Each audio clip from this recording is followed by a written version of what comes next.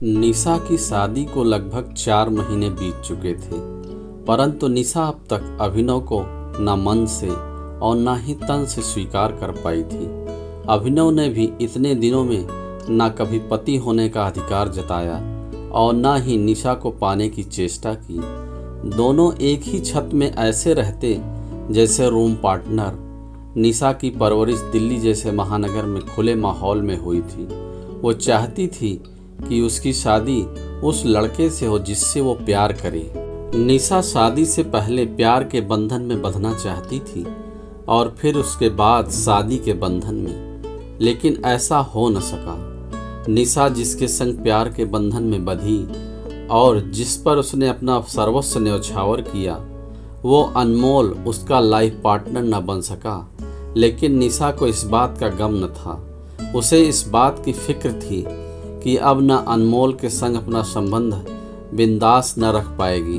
वो चाहती थी कि अनमोल के संग उसका शारीरिक संबंध शादी के बाद भी ऐसा ही बना रहे। इसके लिए अनमोल भी तैयार था। निशा अब तक भूली नहीं अनमोल से उसकी वो पहली मुलाकात। दोनों ऑफिस कैंटीन में मिले थे। अनमोल को देखते ही निशा की आंखों में चमक आ गई थी। उसके बिखरे बाल, ब्लू जीन्स और उस पर व्हाइट शर्ट में अनमोल किसी हीरो से कम नहीं लग रहा था। उसके बात करने का अंदाज ऐसा था कि निशा उसे एक पल निहारती रह गई थी। उसे लव यू फर्स्ट साइट वाली बात सच लगने लगी। सुमन ने दोनों का परिचय करवाया था। निशा और अनमोल ऑफिस के सिलसिले में एक दूसरे से मिलते थे। धीरे धीरे दोनों में दोस्ती हो गई और कब दोस्ती प्यार में बदल गई पता ही नहीं चला। प्यार का खुमार दोनों में ऐसा चढ़ा कि सारी मर्यादाएं लांघ दी गई। अनमोल इस बात से खुश था कि निशा जैसी खूबसूरत लड़की उसके मुट्ठी में है और निशा को भी इस खेल में मजा आ रहा था। मस्ती में चूर निशा यह भूल गई। जब उसे होश आया तो उसके होश उड़ गए। वो ऑफिस से फौरन लेडी डॉक्टर के पास गई। उसका शक सही निकला, वो प्रेग्नेंट थी। निशा ने हॉस्पिटल से अनमोल को फ़ोन किया, पर अनमोल का phone mood out of coverage area बता रहा था। निशा घर आ गई। वो सारी रात बेचैन रही। सुबह ऑफिस पहुंचते ही वो अनमोल के सेक्शन में गई, जहां सुमन ने उसे बताया कि अनमोल तो कल ही अपने गांव के लिए निकल गया। उसकी पत्नी की डिलीवरी होने वाली है। यह सुनते ही निशा के चेहरे का रंग उड़ गया। अनमोल ने उसे कभी बताया नहीं कि वो शादीशुदा है। इस बीच निशा के आई बाबा ने अभिनव से निशा की शादी तय कर दी। निशा यह शादी नहीं करना चाहती थी। 15 दिनों बाद अनमोल के लौटते ही निशा उसे सारी बातें बताती हुई बोली, अनमोल मैं किसी और से शादी नहीं करना चाहती। अनमोल मैं किसी और से शादी नहीं करना चाहती। तुम अपने बीवी बच्चों को छोड़कर मेरे पास आ जाओ, हम साथ रहेंगे। अनमोल इसके लिए तैयार नहीं हुआ और निशा को पुचकारते हुए बोला, निशा तुम एबॉर्शन करा लो और जहाँ तुम्हारे आई बाबा चाहते हैं वहाँ तुम शादी कर लो और बाद में तुम कुछ ऐसा करना कि कुछ महीनों में वो तुम्हें तलाक दे दे और फिर हमारा संबंध यूं ही बना रहेगा। निशा मान गई और फिर उसने अभिनव से शादी कर ली। शादी के बाद जब अभिनव ने सुहाग सेज पर निशा के होठों पर अपने प्यार का मुहर लगाना चाहा, तो निशा ने उसी रात अपना मंतव्य साफ कर दिया कि जब तक वो अभिनव को दिल से स्वीकार नहीं कर लेती, उसके लिए उसे शरीर से स्वीकार कर पाना संभव नहीं होगा। उस दिन से अभिनव ने निशा को कभी छूने का प्रयास नहीं किया, केवल दूर से उसे देखता। ऐसा नहीं था कि अभिनव देखने में बुरा था।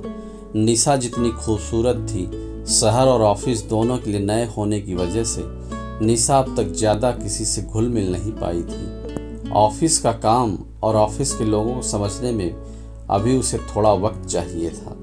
अभिनव और निशा दोनों ही सुबह अपने ऑफिस के लिए निकल जाते और देर रात घर लौटते। सुबह का नाश्ता और दोपहर का खाना दोनों अपने ऑफिस के कैंटीन में खा लेते। केवल रात का खाना ही घर पर बनता। दोनों में से जो पहले घर पहुंचता खाना बनाने की जिम्मेदारी उसकी होती। ऑफिस से आने के बाद निशा अपना ज़्यादातर समय मोबाइल पर देती या फिर अपनी क्लोज फ्रेंड सुमन को, जो उसकी हमराज थी और अभिनव को निशा का रूम पार्टनर संबोधित किया करती थी। अभिनव अक्सर न्यूज़ या फिर एक्शन थ्रिलर फिल्में देखते हुए बिताता। निशा और अभिनव दोनों मनमौजी की तरह अपनी ज़िंदगी अपने ढंग से जी रहे थे।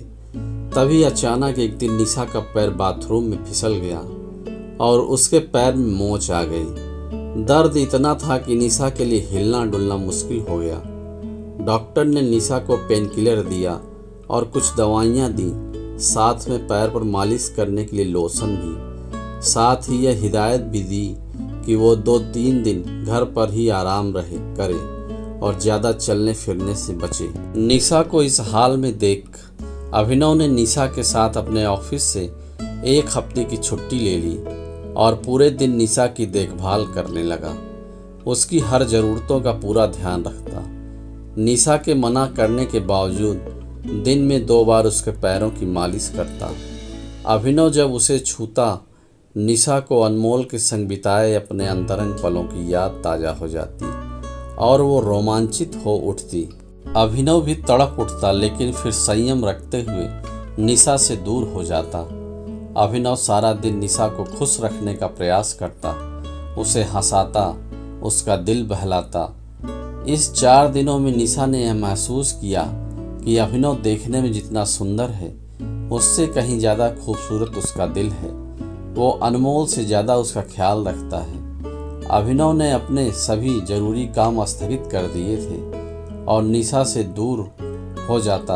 अभिनव सारा दिन निशा को खुश। इन 4 दिनों में निशा ने यह महसूस किया कि अभिनव देखने में जितना सुंदर है, उससे कहीं ज़्यादा खूबसूरत उसका दिल है। वो अनमोल से ज़्यादा उसका ख्याल रखता है। अभिनव ने अपने सभी जरूरी काम स्थगित कर दिए थे। इस वक्त निशा ही अभिनव की प्राथमिकता थी। इसी सब के बीच न जाने कब निशा के मन में अभिनव के लिए प्रेम का पुष्प पुलकित होने लगा, पर इस बात से अभिनव बेखबर था। निशा अब ठीक हो चुकी थी। 1 हफ्ते गुजरने को थे। निशा अपने दिल की बात कहना चाहती थी, लेकिन कह नहीं पा रही थी। निशा चाहती थी अभिनव उसके करीब आए, उसे छुए, लेकिन अभिनव भूले से भी उसे हाथ नहीं लगाता, बस ललचाई आंखों से उसकी ओर देखता। एक सुबह मौका पा निशा अभिनव से बोली, मैं तुमसे कुछ कहना चाहती हूँ। हाँ कहो, क्या कहना है? अभिनव न्यूज़पेपर पर आंखें गड़ाए निशा की ओर देखने बगैर ही बोला। निशा गुस्से में अभिनव के हाथों से न्यूज़पेपर छीनकर निशा बोली, मैं तुमसे प्यार करने लगी हूँ, मुझे तुमसे प्यार हो गया है।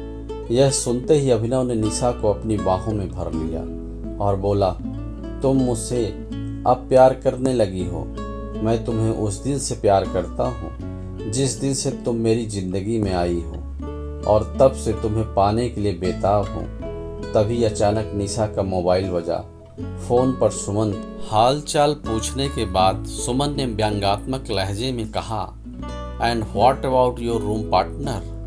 यह सुनते ही निशा गंभीर स्वर में बोली, no Suman, he is not my room partner, now he is my life partner. ऐसा कह निशा अपना मोबाइल स्विच ऑफ कर सब कुछ भूल अभिनव के बाहों में समा गई।